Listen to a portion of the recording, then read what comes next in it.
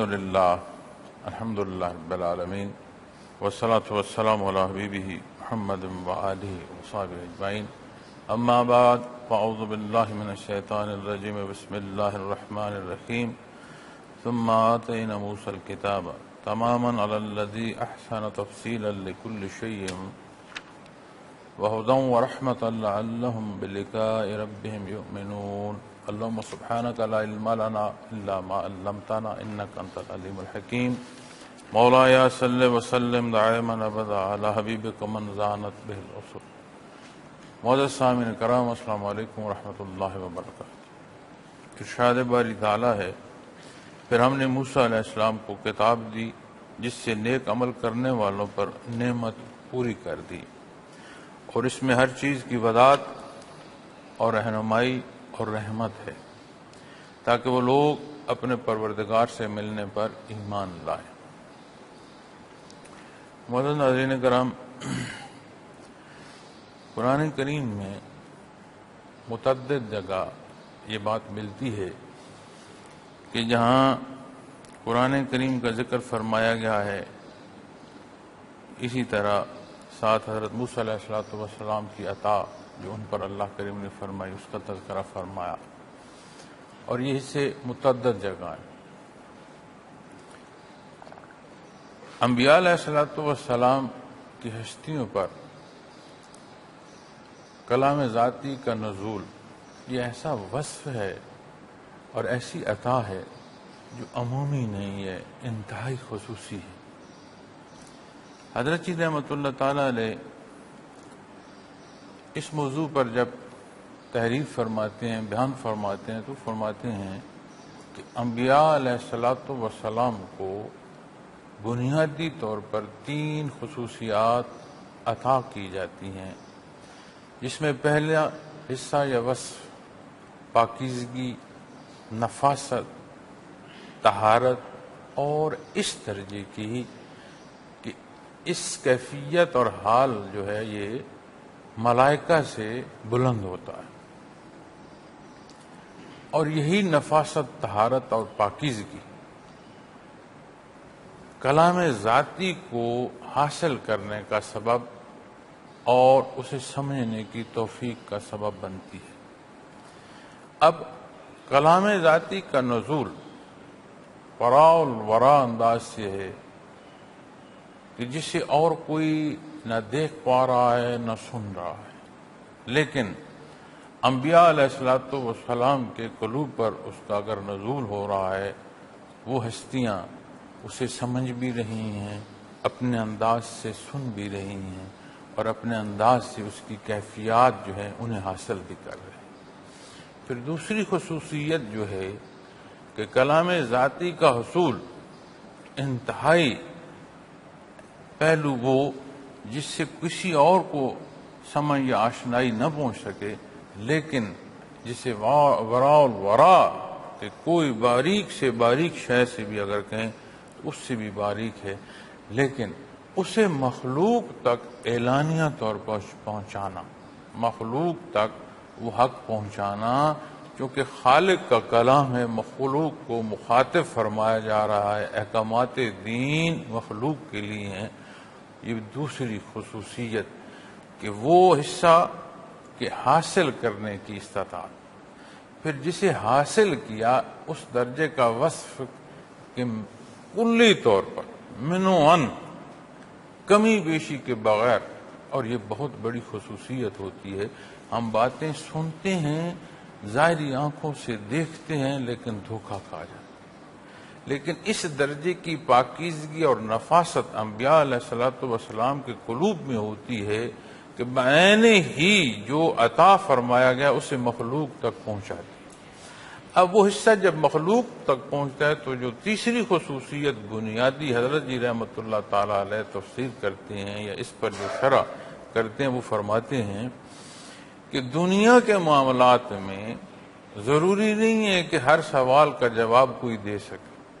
بعض دفعہ ایسا بھی ہوتا ہے کہ بندہ لاجواب ہے، جواب نہیں اس کے پاس، لیکن وہ مانتا نہیں ہے.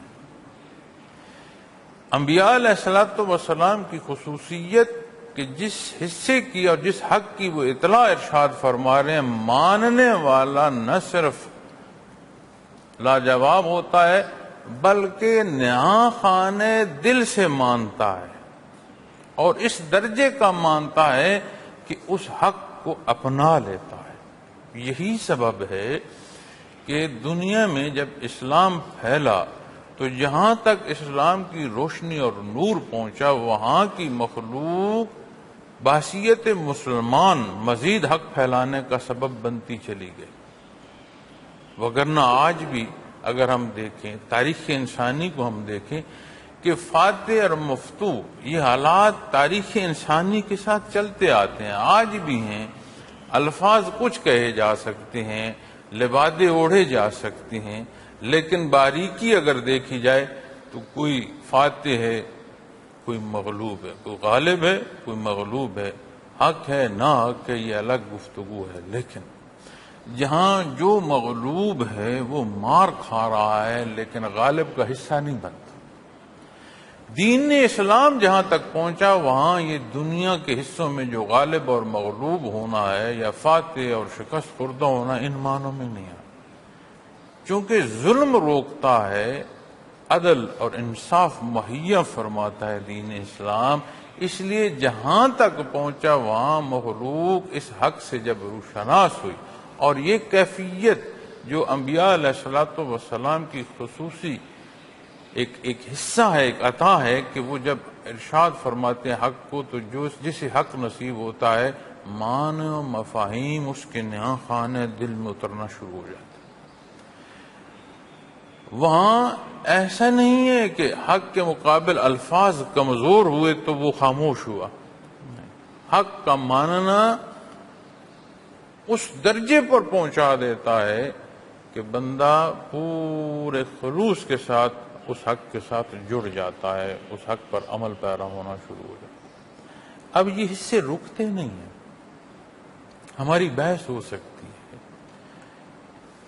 مخصوص جگہ پر رد ہو سکتا ہے، لیکن بالعموم ان خصوصیات سے کوئی انکار نہیں کر سکتا، اس لیے امت جو ہوتی ہے اسے جو کچھ نصیب ہوتا ہے وہ بطور توارث نصیب ہوتا ہے، وراثت میں نصیب ہوتا ہے۔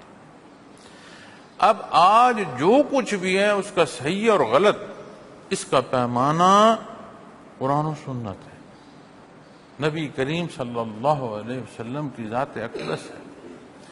اب ان حدود کے اندر ان تینوں خصوصیات میں سے کسی خصوصیت کا کوئی ذرہ اگر کہیں ہے تو بطور توارث ہے، اس میں ذاتی کمال کسی کا نہیں،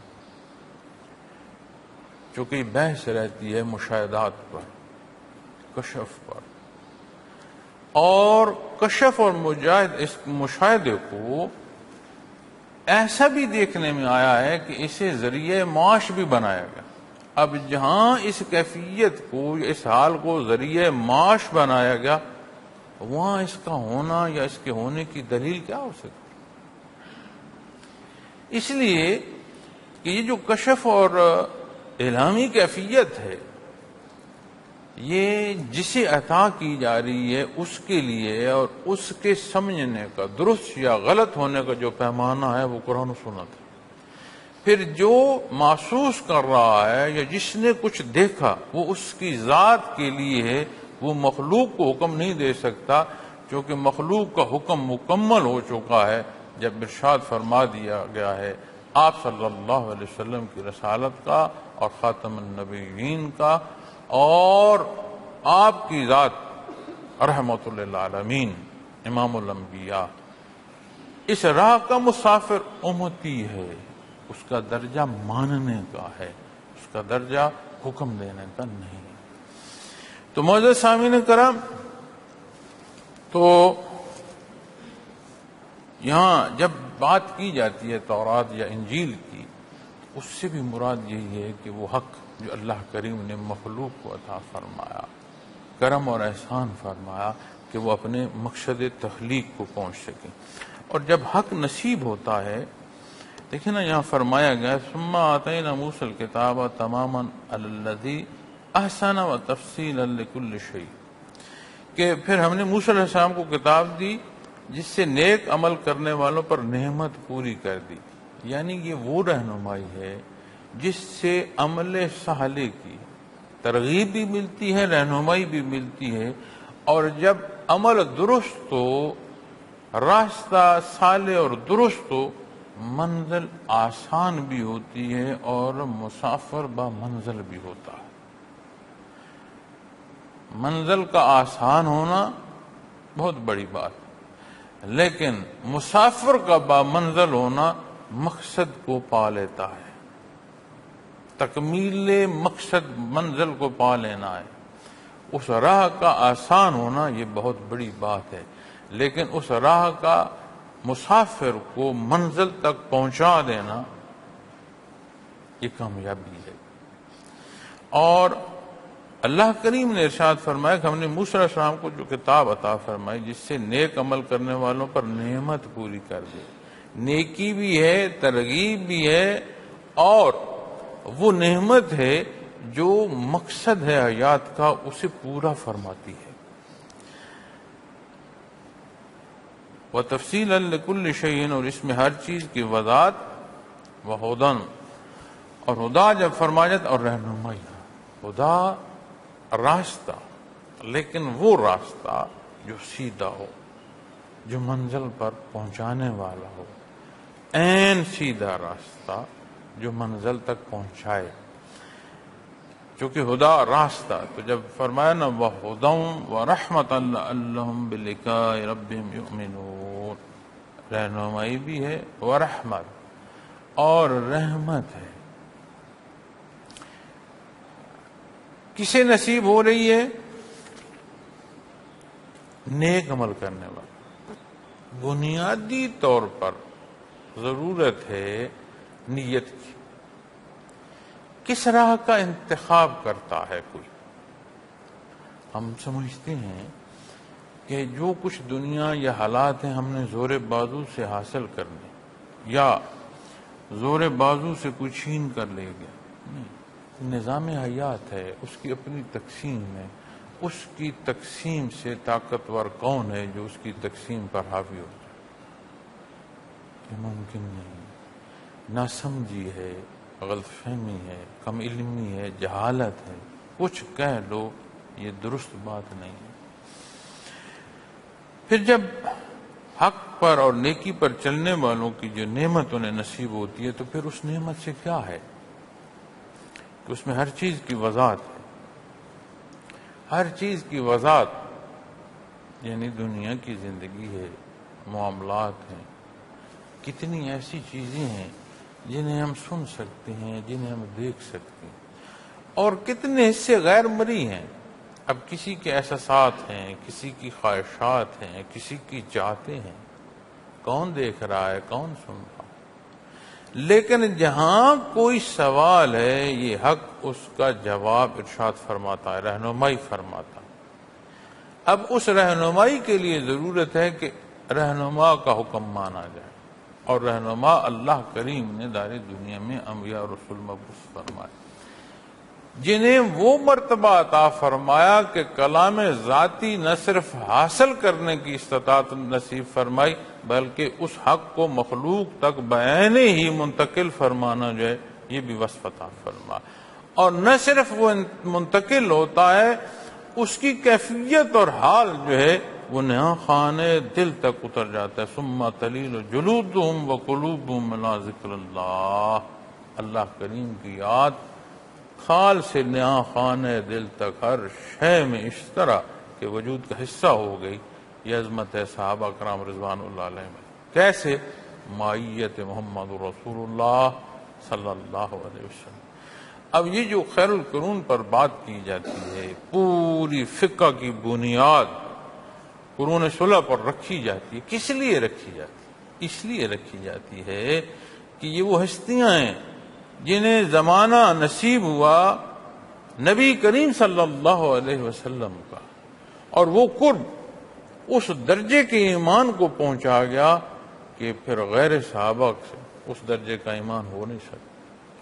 اور نہ صرف ذات بلکہ اتنی قوت بخشی میت محمد رسول اللہ صلی اللہ علیہ وسلم نے کہ 3 درجوں تک تابعین اور تبع تابعین تک یہی صورت چلے گی۔ اسی لیے جب صوفیاء کے موضوع پر بات آتی ہے، اور اگر آپ غور فرمائیں تو قرون صلح میں شعبہ جات پر بھی کام ملتا ہے، اور ایک ہستی سے کئی شعبوں پر بھی جو ہے وہ دسترس جو ہے وہ ملتی ہے دیکھنے میں، تاریخ میں، حقیقت میں۔ لیکن جب بحث کسی پر کی جاتی ہے، علمی شعبے کی بات ہو یا بات اس کی خفی شعبے کی ہو، صوفیاء کی ہو، خیر القرون کے بعد بات کی جاتی ہے، اس سے پہلے نہیں کی جاتی۔ وہ درجے، وہ ہستیاں، وہ بلندیاں ہماری دسترس سے باہر ہے۔ یہ اللہ کا کرم اور احسان، یہ ستارے ہمیں نشان منزل کے طور پر اللہ کریم نے عطا فرمائے۔ ہمارا حصہ ان سے راہ کا دیکھنا اور رہنمائی حاصل کرنے کا تو ہے، ہماری حیثیت جانچنے کی نہیں ہے، بحث کی نہیں ہے، تولنے کی نہیں ہے۔ جب ہم اپنے آپ کو دیکھیں گے تو پھر سمجھ آئے گی کہ تول تو اس کا کیا جا سکتا ہے جس پر عبور ہو، اور جس پر عبور نہ ہو اس کا تول کرنا کن معنوں میں آئے۔ غلط فہمی ہو سکتی ہے، کم عقلی ہو سکتی ہے، بے وقوفی ہو سکتی ہے، پاگل پن ہو سکتا ہے، اور کچھ نہیں ہو سکتا۔ پھر یہ وہ ہستیاں ہیں جنہیں آپ صلی اللہ علیہ وسلم کی ذات اقدس سے تعلیم نصیب ہوئی، تربیت نصیب، کیفیات نصیب ہوئی، تو پھر وہ لسان نبوت کے درجوں پر فائز ہو۔ اسی لیے آج بھی جب کوئی بحث کرتا ہے خیر القرون پر، اور خصوصی طور پر صحابہ کرام رضوان اللہ علیہم کی ہستیوں پر، تو اس کا مقصد ان کی ذات نہیں ہوتی، اس کا مقصد دین میں اعتراض پیدا کرنا ہوتا ہے، اور دین میں تب تک اعتراض پیدا ہو نہیں سکتا جب تک اس ڈھال جو اللہ کریم نے صحابہ کرام رضوان اللہ علیہم اجمعین کو عطا فرمائی، اس پر ضرب نہ لگائی جائے۔ اور صدیاں گزر گئی ہیں ضرب لگانے والوں کو، اور یہ وقت گزر جائے گا، حق کو ناحق نہیں کوئی ثابت کر سکتا، کیونکہ اسے حفاظت الہیہ نصیب۔ اب بات جب میں کر رہا تھا کہ خیر القرون کے بعد صوفیاء پر بھی جب بحث آتی ہے، اولیاء اللہ پر بھی جب گفتگو آتی ہے، استاد اور شاگرد کی بات آتی ہے، منازل کی بات آتی ہے، مناسب کی بات آتی ہے، تو خیر القرون کے جو مبارک تیسرا زمانہ ہے، اس سے بعد لے کر آج تک کی بات آئے گی۔ ہم سے بعد جب کوئی بات کرے گا تو وہ اپنے وقت تک، لیکن ابتدا وہ بھی خیر القرون سے کرے گا، چونکہ خیر القرون میں جب کوئی داخل ہو جاتا ہے تو وہاں پیمانے پھر کوئی نہیں، اللہ کریم کی عطا ہے ان ہستیوں پر۔ اور وہی اصول جو قرآن و سنت کا ہے، اس سے باہر آپ کو کوئی چیز نہیں ملتی۔ ان الدین عند اللہ الاسلام، اللہ کریم کے نزدیک حق جو ہے وہ دین اسلام ہے۔ اور دین اسلام کیا ہے؟ کلام ذاتی۔ کلام ذاتی کی حدود و قیود کیا ہیں؟ ارشادات محمد رسول اللہ صلی اللہ علیہ وسلم، وہ حصے جو آپ نے اختیار فرمائے، وہ حصے جن کی آپ نے ترغیب ارشاد فرمائی، وہ حصے جن سے آپ نے انکار فرمایا، وہ حصے جن کو آپ نے ناپسند فرمایا، حدود و قیود کا تعین کر دیا۔ اسی لیے تو قرآن کریم فرماتا ہے نا کہ تمہارے لیے بہترین نمونہ اسوہ حسنہ صلی اللہ علیہ وسلم، لقد کان لکم فی رسول اللہ اسوۃ حسنہ، بہترین نمونہ، بے شک، یقیناً، مستحکم بات فرمائی۔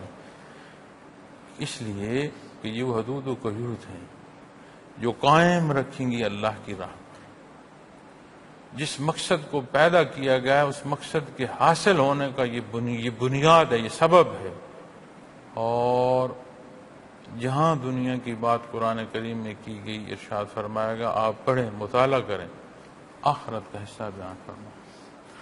جب بات عقائد کی آئے گی تو بنیاد توحید ہے، لیکن جب آپ ایمانیات میں آتے ہیں گے تو آخرت کا ماننا بنیادی حصوں میں عطا فرمائے گا۔ کیوں؟ یہ ٹھہری ہوئی دنیا نہیں ہے بھائی، یہ عالم ہل رہا ہے، چل رہا ہے، حرکت میں ہے، ہر شے گردش میں ہے، ہر لمحہ جو گزر رہا ہے وہ نہیں پلٹ رہا، آنے والا لمحہ نیا لمحہ ہے۔ ہر وجود جو سانس لے رہا ہے اپنے حصے کی سانس پوری کر رہا ہے، اس کا اثر اس کا وجود دکھا رہا ہے، اس کے وجود کی طاقتیں بتلا رہی ہیں، اس کی سوچ اور سمجھ بتلا رہی ہے۔ قرآن کریم بیان فرماتا ہے نا کہ واپس لوٹا دیا جاتا ہے انسان، یعنی ضعیفی وہ ہے کہ کچھ جانتا نہیں ہے، انگلیاں پکڑ کر چل رہا ہے، سہارے لے رہا ہے، پوچھ رہا ہے، سوال کر رہا ہے وہ کیا ہے، میں کسے دیکھ رہا ہوں، کھانے کو اچھا کیا ہے، پہننے کو اچھا کیا ہے۔ ایک وقت آتا ہے بتا رہا ہوتا ہے، تربیت کر رہا ہوتا ہے، رہنمائی کر رہا ہوتا ہے، اور پھر وقت ایسا ورق پلٹتا ہے زندگی کا کہ پھر پوچھ رہا ہوتا ہے یہ کیا ہے، مجھے کیوں دے رہے ہو، میں کیوں بیٹھوں، میں کہاں جاؤں، کوئی سہارا دو تو میں بیٹھا اٹھوں۔ تو زندگی کی جو اوراق ہیں، ہر ورق کا الٹنا پلٹنا، اپنا وقت کا پورا ہونا، اپنے لمحے کا پورا ہونا، ہر سانس کی تکمیل ہونا، وجود تک شہادت دے رہا ہوتا ہے کہ میاں جو لمحہ گزر گیا وہ گزر گیا۔ اب یہاں جو بات بہت نزاکت کی ہے معزز سامعین کرام، ایسے جیسے ہم گفتگو کر رہے ہیں آپس میں، ایسے ہی معاملہ ملک الموت کے سامنے ہماری پیشی کا آ جائے گا کہ ہمارا وقت پورا ہوگا اور روبرو ہونا ملک الموت کا، اور جس پر موت وارد ہو رہی ہے اس کا ہوگا۔ کیا کلام ہو رہا ہوگا، وقت پورا ہوگا۔ مسافر ہے، یہاں کے سفر کی تکمیل ہوئی، برزخ منتقل ہونا۔ اس لمحے ہوش سے لے کر اس لمحے تک کے اعمال آنکھوں کے سامنے آئیں گے، کمی بیشی سامنے آئے گی، لیکن کیا فرصت ہوگی کہ اس کمزوری کو بہتری کے ساتھ تبدیل کیا جا سکے؟ وہ وقت جو گزر گیا، اس وقت کا کوئی نعم البدل وہاں کیا جا سکے گا کہ کوئی ایسا نعم البدل ہو جائے کہ وہ جو وقت ضائع میں نے کیا وہ ضائع نہ ہو اور اس کا کوئی حاصل ہو جائے؟ نہیں۔ یہ جو اللہ کریم کی یاد اور کثرت سے یاد، abundance remembrance of اللہ سبحانہ تعالی، یہ ہوش میں رکھتی ہے۔ ہر لمحے انسانی قلب پر ایسی دستک رہتی ہے کہ وہاں غفلت نہیں وارد ہوتی، اور جہاں غفلت نہیں ہوگی تو پھر وہاں ہوش ہوگا، اور ہوش حق کے سوا پھر ہے کوئی نہیں، کیونکہ جہاں اگر حق نہیں ہے تو وہاں پھر ہوش نہیں ہے۔ تو پھر نزاکت جو ہے وہ بندہ احساس کرے گا اپنے گزرتے لمحوں کی، سانسوں کی، حرکات و سکنات کی، دیکھنے، سننے، قدم اٹھانے، کلام کرنے، ایک ایک چیز کو دیکھے گا کہ میں کس روش کو اختیار کی ہوں اور میں کہاں جا رہا ہوں۔ تو معزز سامعین کرام، سیدھا راستہ، اور ایسا سیدھا راستہ اور ایسا حق جس میں ہر چیز کی وضاحت ہے، رہنمائی بہدا اور رہنمائی ورحمہ اور رحمت ہے۔ اللہ کریم کی رحمت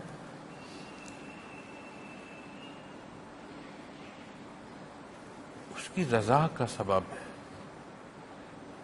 اور جہاں رحمت کا انقطاع دیکھا گیا ہے، قرآن کریم جو سابقہ اقوام کے واقعات بیان فرماتا ہے، نبی کریم صلی اللہ علیہ وسلم کے زمانے مبارک کے جو حالات قرآن کریم بیان فرماتا ہے، افراد سے قوموں تک کے حالات بیان ہے قرآن کریم میں۔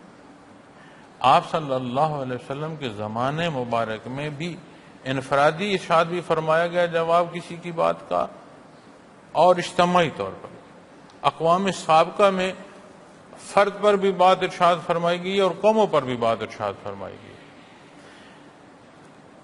جہاں رحمت کی دوری کی بات آتی ہے وہاں پھر ہدایت سلب کی جاتی ہو جاتی ہے۔ اللہ کریم کی رحمت کا منقطع ہونا ہدایت کے سلب ہو جانے کا معنی ہے۔ اس کا معنی ہدایت پھر نصیب نہیں۔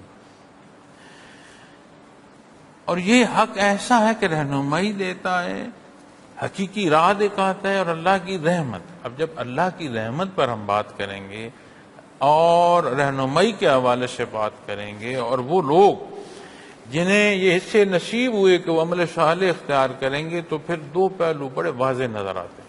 ایک کہ اللہ کریم کی رحمت، اس نے زندگی کو سہولت اور آسانی دی، اور وہ روش نصیب ہوئی جو آسان اور سہل ہے. ضرورت بھی ہے اور تکمیل ضرورت جو ہے وہ آسان اور سہل ہے. پھر دوسرا پہلو کہ اس کے ساتھ برکت ہوگی، رحمت ہوگی اللہ کی، کہ جو نتائج ہیں وہ مثبت بھی ہوں گے، اور اس کے ساتھ ایک ایسی تقویت ہوگی جو ظاہر، نہ صرف ظاہر، باطن تک اطمینان دے گی. کتنے لوگ آتے ہیں جو بات یہ کرتے ہیں، یہ سوال کرتے ہیں کہ ہے سب کچھ، سکھ نہیں ہے. وہ جو سب کچھ ہے پھر وہ کا ہے بھائی جہاں سکھ نہیں ہے؟ اور اگر کسی کے پاس کچھ نہیں ہے لیکن سکھ ہے تو وہ کچھ نہ ہونا اس کا کیا بگاڑ رہا ہے؟ تو بنیادی طور پر جب انسان مطمئن ہوتا ہے تو وہ کیفیت اور حال ایسے ہے جو حقیقی طور پر امیری ہے. وہ حصہ ہے جس کے پاس سب کچھ ہے، چونکہ اطمینان سوائے حق کے اور کہیں ہے نہیں. اور جہاں حق نصیب ہو گیا پھر اور چیز کسی کی کمی کیا رہے گی؟ ہم دنیا کو دیکھتے ہیں جب اپنی استعداد سے، اپنی خواہشات سے، اپنی ضروریات سے، تو اس کے زیر و بم اور ہوتے ہیں. لیکن جب اسے حق کی نگاہ سے دیکھا جائے، ارشادات محمد رسول اللہ صلی اللہ علیہ وسلم کے تحت دیکھا جائے، اللہ جل شانہ کے کلام کے مطابق دیکھا جائے، تو پھر یہ دنیا اور نظر آتی ہے. یہی صبح و شام ہے، یہی صحت و بیماری، کمی بیشی زندگی کی یہی رہتی ہے، لیکن حالت بدل جاتی ہے. جو دنیا کا ہو کر دیکھا جائے وہ نظر اور ہے، جو حقیقت سے آشنائی نصیب ہو تو پھر نظر اٹھے تو دیکھنا اور ہو جاتا ہے. کیونکہ پھر ہر جگہ، ہر لحظے مقصود اللہ کی رضا ہوتی ہے، اور اس کے مقابل جب ذات پر بات آتی ہے تو مقصود ذاتی خواہشات ہوتی ہیں، ان کی تکمیل ہوتی ہے. بڑا فاصلہ ہے بھائی، حق اور باطل میں بڑا فاصلہ ہے. تو رحمت کیا ہے؟ لعلہم بلقاء ربہم یؤمنون، تاکہ وہ لوگ اپنے پروردگار سے ملنے پر ایمان لائیں. قرآن کریم بے شمار دفعہ ارشاد فرماتا ہے کہ اپنے اللہ کے حضور پیش ہوگے، قیامت کے دن جمع کیے جاؤ گے، جو کہتے ہو اس پر فیصلہ کیا جائے گا، غلط اور صحیح جو ہے اس پر انصاف ہوگا، ہر چیز واضح ہوگی. جو مابین بحث کرتے ہو اس میں فیصلہ ہوگا، اور جو تجاوز کر کے بھول گئے ہو وہ بھی سامنے آ جائیں گے. تو جو کیفیت اس کے حضور حاضر ہونے کی ہے، اب بات مستقبل کی ہے،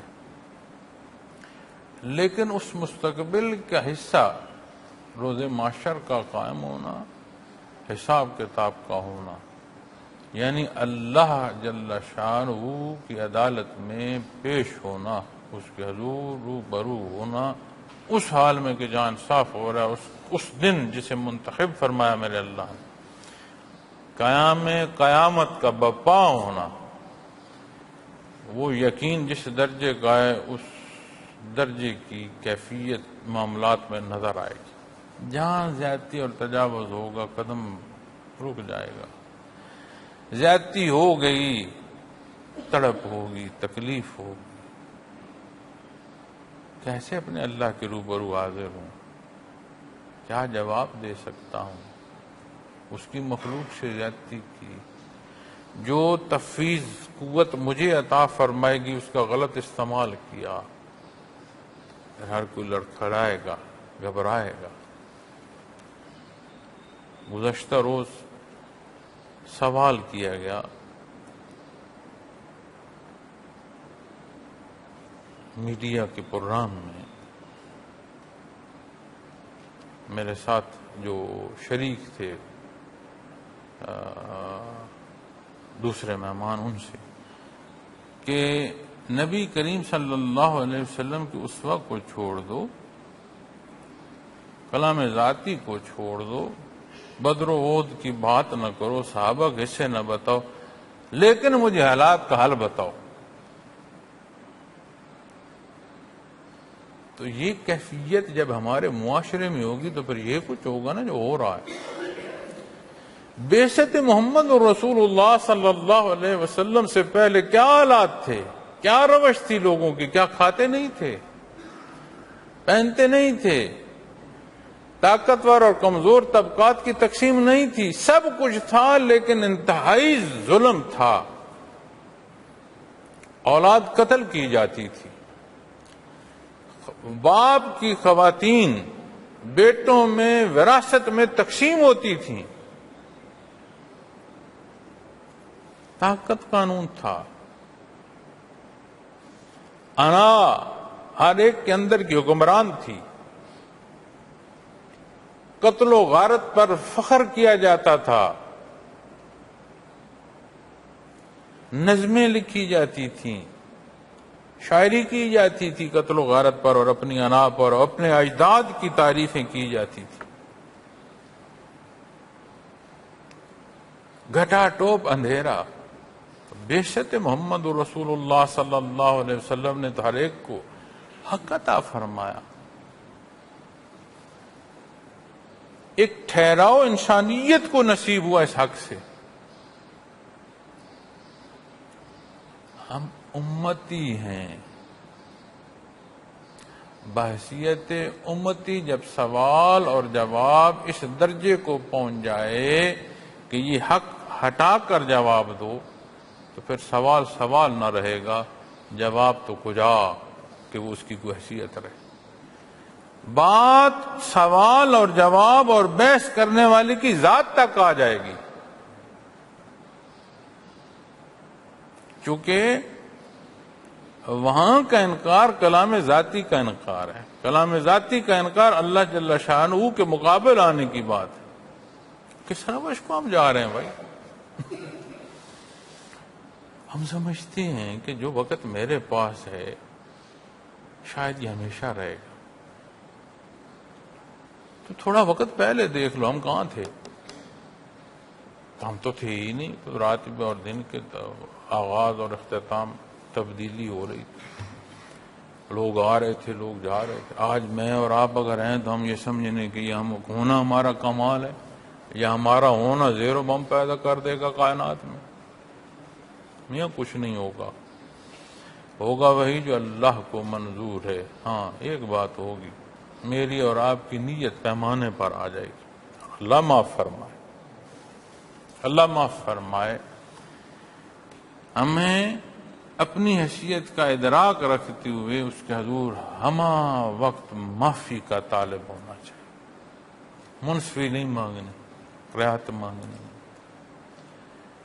ہر شے اس کی دی ہوئی ہے، اور جہاں جو ہم استعمال کر رہے ہیں بات ہر شے کے حساب پر آ جائے، کوئی حساب نہیں دے سکتا، بخشش صرف اس کی رحمت سے ہے۔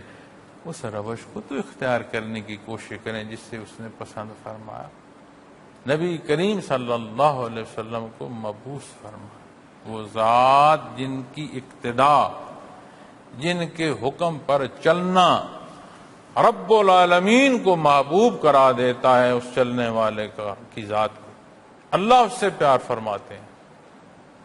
وہ ذات مجھ خطا کار کے لیے، مجھ گناہگار کے لیے آپ اس دار دنیا میں تشریف لائے، آپ نے تکالیف اٹھائیں، سردی گرمی برداشت کی، بھوک پیاس سے آپ گزرے، مخلوق آگ پر ٹوٹ پڑی، ہر طرف سے آگ برسانے کی کوشش کی۔ کیوں؟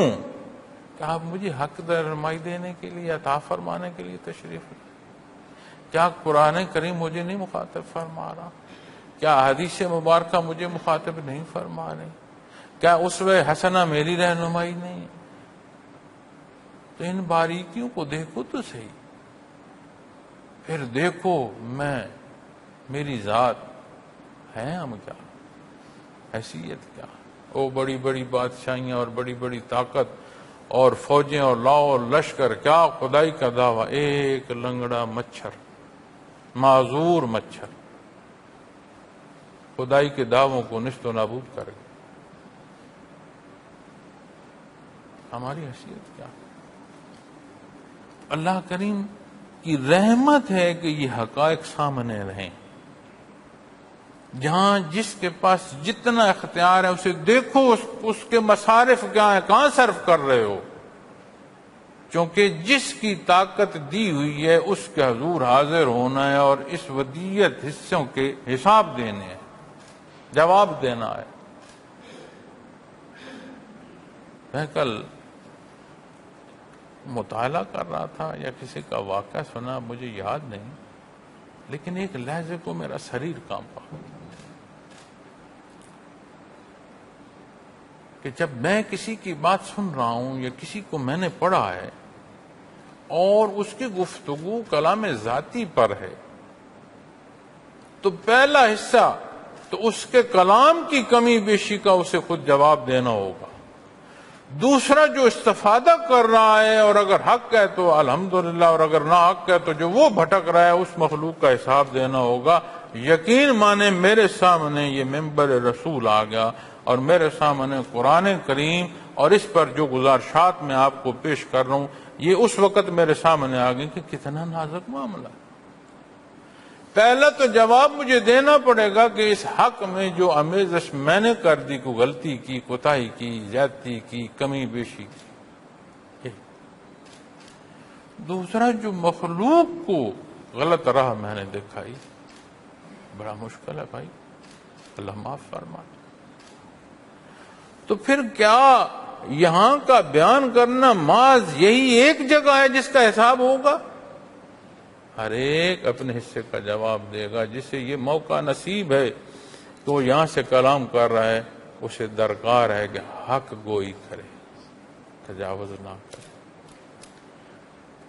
جو سماعت کر رہا ہے اسے اپنی خواہشات کی تکمیل کی طرف نہ لے جائے، اپنی خواہشات، اپنی چاہتوں کو ان حدود کے اندر لے آئے جو حق بیان فرمایا جا رہا۔ وہ لوگ اپنے پروردگار سے ملنے پر ایمان لائیں۔ تو میں کیا عرض کر رہا ہوں؟ ہم سب نے اس کے حضور جا پیش ہونا، حساب کتاب ہوگا، جواب دہی ہوگا۔ اللہ معاف فرمائے، اللہ غلطیاں، کمزوریاں اور گناہ معاف فرمائے۔ اس قابل نہیں ہے کہ ہماری کتاب کھلے، نہ اپنے آپ کو اس قابل سمجھتے ہیں کہ جو سانسیں بچی ہیں اس میں کوئی اعلیٰ حصے ہوں گے، جیسے ہم ہیں ایسے ہی وہ حصے بھی ہوں گے، جو گزشتہ ہے آمدہ کی بھی۔ اللہ معاف فرمائے، وہ قادر ہے، غفور الرحیم ہے، معاف فرمائے، اچھائی کی توفیق عطا فرمائے۔ یہ شعبہ بڑا نازک ہے دین کا، ہر مسئلے کا حل ہے۔ دین، عبادات، معاملات، یعنی دین دنیا ہم تقسیم کرتے ہیں، دین اسلام تقسیم نہیں فرماتا۔ اس لیے تو ساری جدت کے بعد ہم حق سے ہٹ کر، اور جدت جو سمجھتے ہیں وہ یہ ہے کہ قرآن کریم سے باہر معاملات کا، نظام حکومت کا حل ڈھونڈ لیں، مخلوق کو آرام مہیا کر سکیں، تحفظ دے سکیں، حقوق دے سکیں۔ حق کے باہر حق کہاں ہو؟ تو یہی وہ نزاکت ہے جسے سمجھنے کی ضرورت ہے، ہر درجے کے ہر فرد کی ضرورت ہے، ہر ایک کی انفرادی طور پر یہ سمجھنے کی ضرورت ہے۔ پھر ہماری دوسری جو بحث ہوتی ہے وہ نتائج پر ہوتی ہے۔ ہم بھول جاتے ہیں میں کیا کر رہا ہوں، نتیجہ اعلیٰ چاہیے۔ پہلے زندگی فرعون کی بسر ہوئی، موت حضرت موسیٰ علیہ السلام کی ہو، انجام ویسا ہو۔ جنت الفردوس کی دعا ہوتی ہے، کیا جگہ، کیا عطا، جہاں مقام محمود ہو، جہاں نبی کریم صلی اللہ علیہ وسلم جلوہ فروز ہو، جہاں آپ کے حضور حضرت صدیق اکبر رضی اللہ تعالیٰ عنہ جیسی ہستیاں حاضر ہوں۔ کبھی ہم نے سوچا ہم کس راہ پر چل رہے ہیں، کہاں جا رہے ہیں؟ میرے لفظ سے، میرے قوت بازو سے نتیجہ نہیں، جو مجھے حصہ اللہ نے عطا فرمایا اس پر جو میں نے راہ منتخب کی وہاں تک کی بات ہوگا وہ جو اللہ کریم کو منظور ہو، جو وہ پسند فرمائے۔ کیا میں اپنے اندر خالص ہونے کی نیت نہیں کر سکتا؟ کیا میں دین کو سمجھنے، اس پر عمل پیرا ہونے اور مخلوق تک پہنچانے کی نیت بھی نہیں کر سکتا؟ میں اپنے آپ کو کیا اللہ جل شانہ کے حوالے نہیں کر سکتا؟ کسی کو کوئی شے حوالے کی جائے معزز سامعین کرام، اس کی حفاظت جس کے حوالے کی جاتی ہے اس کی حیثیت کے مطابق ہوتی ہے۔ عام سا آدمی ہوں، گناہگار آدمی ہوں، اور میں نہیں سمجھتا، اللہ معاف فرمائے کسی کمی بیشی پر، کہ کوئی امانت میرے پاس ہو اور میں اس کو اس درجے تک نہ سنبھالوں کہ جہاں تک میری قوت ہے یا میرا حوصلہ ہے، اسے میں اپنی آبرو سمجھ کر سنبھالوں، تو میں ہوں کیا؟ ہے جو کچھ اس کا۔ تو اگر ایک بندہ، ایک فرد، ایک عام انسان جو محتاج ہے، معذور ہے، وہ اسے اپنی آبرو سمجھ کر سنبھالتا ہے، رب العالمین کے حضور ہم اپنے آپ کو حوالہ کرتے ہوئے کیوں کتراتے ہیں؟ کیا ہے ہمارا ایمان کا درجہ؟ تو میں یہ سمجھتا ہوں کہ ذات پر رکھنے کے بجائے اپنے آپ کو اللہ کے حوالے کیا جائے۔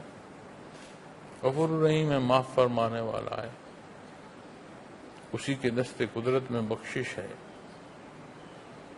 اسی نے ہدایت عطا فرمانی ہے، اسی کی رحمت ہے۔ دیکھو نا، فرمایا لَعَلَّهُمْ بِلِقَاءِ رَبِّهِمْ يُؤْمِنُونَ۔ حضرت موسیٰ علیہ السلام کی قوم کو ارشاد فرمایا، ہم تو امت محمد رسول اللہ صلی اللہ علیہ وسلم۔ اللہ کریم کمی بیشیاں معاف فرمائیں، حق کو سمجھنے کی توفیق عطا فرمائیں، حق کو اختیار کرنا نصیب ہو، اور اسی حق پر رہتے ہوئے آخرت کا سفر نصیب ہو۔ وآخر دعوانا الحمدللہ۔